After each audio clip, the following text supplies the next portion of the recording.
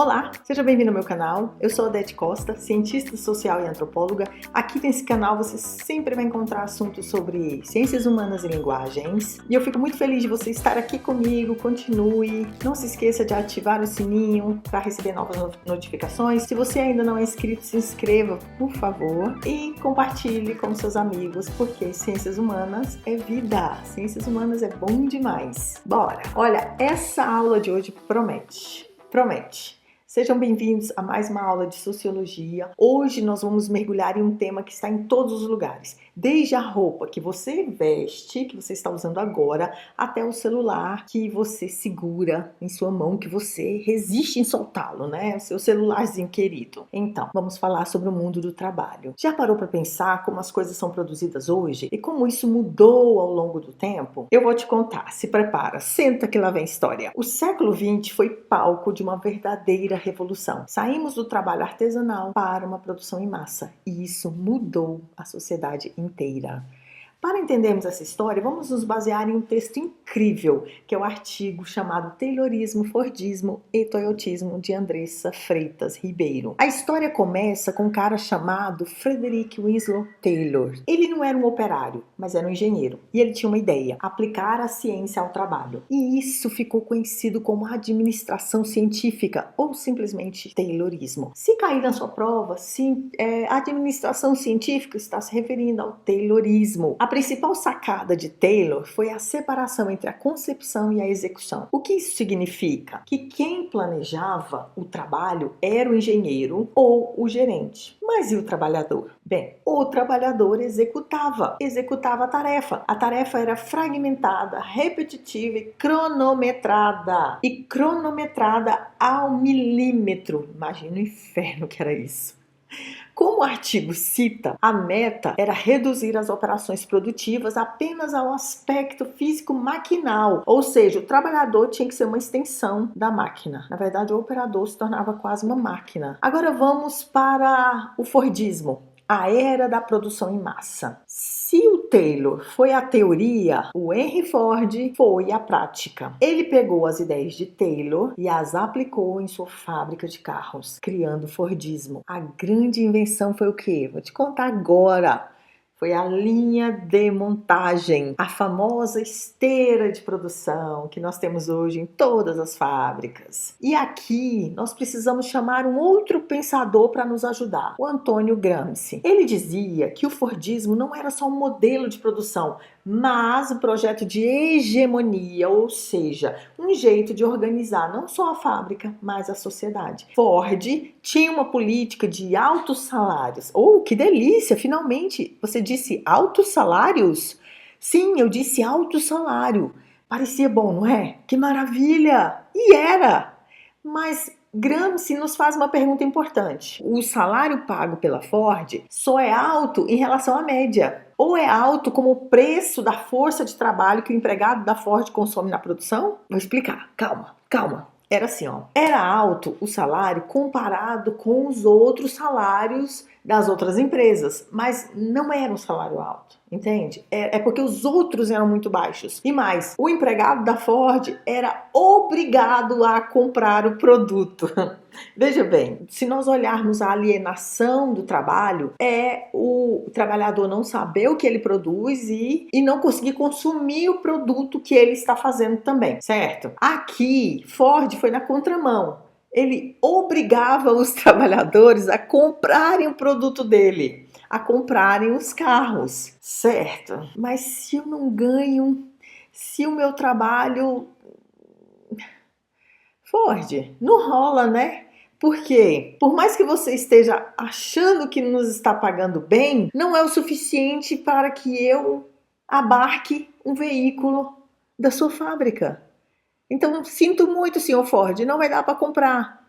E ele respondia: impossível, você tem que comprar. Então, a resposta que ele dava sempre é que o salário alto era a chave para algo maior. Fazer o operário consumir o próprio carro que ele produzia. E isso alimentava a indústria e criava um novo estilo de vida. Funcionou por um tempo, mas eu ainda acho bonitinha a ideia de Ford. É melhor do que essa alienação que nós temos hoje de não conseguir consumir o produto que nós fabricamos. Para garantir que o trabalhador aguentasse o ritmo da Ford, ele controlava a vida dele fora da fábrica.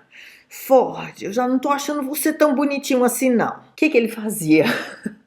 O artigo fala sobre isso. Ele queria que o trabalhador reservasse todas as energias para o trabalho, controlando até os hábitos de consumo e a vida sexual do trabalhador. É o que o Gramsci chama de controle moral. Veja bem, você tá vendo? Você tá entendendo como que você sai do espeto e cai na brasa? Oh, coisa difícil. Agora vamos para um outro item. Vamos para a crise do gigante. Ainda no Fordismo, tá? Esse sistema todo não durou para sempre, como era de se esperar. Lá no final dos anos 60, o Fordismo entrou em crise. What? Por quê? Porque a produtividade caiu, os ganhos de produtividade não cresciam mais, os trabalhadores se revoltaram, a insatisfação era enorme. O artigo de Ribeiro menciona o aumento das greves e sabotagens. O mercado saturou, as famílias já tinham carro, geladeira, televisão e a demanda por produtos idênticos em massa diminuiu.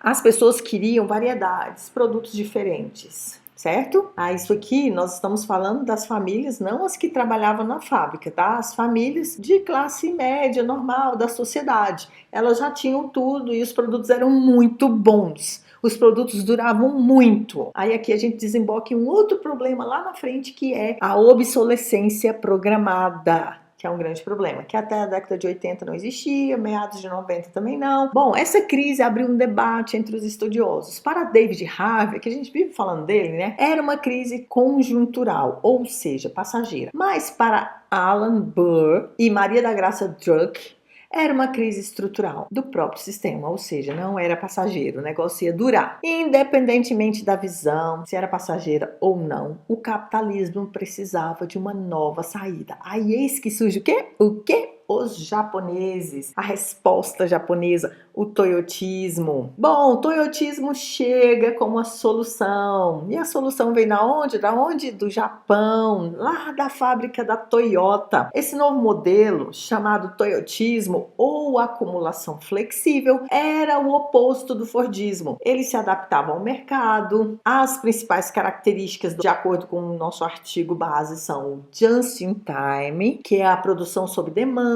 sem estoque, produzir só o que vai ser vendido na quantidade exata. E o Kanban, que é um sistema visual de controle para gerenciar as peças. Kanban é algo muito interessante. Vou deixar aqui a imagem para você. É muito usado nas indústrias. E o trabalho em equipe. O trabalhador passa a ser polivalente, sabendo várias coisas, não mais aquela coisinha de se especializar em uma coisa só. Bom, mas e aí? Depois disso tudo, o trabalhador ganhou mais autonomia ou ele ainda é escravo igual ele era lá no Ford? Por um momento, né, gente? O Ford foi bonitinho, mas depois, né, passou do ponto. Então, o sociólogo Ricardo Antunes nos alerta que não. Essa participação é, na verdade, uma forma de extrair mais conhecimento do trabalhador, mas sem que ele realmente se aproprie do processo.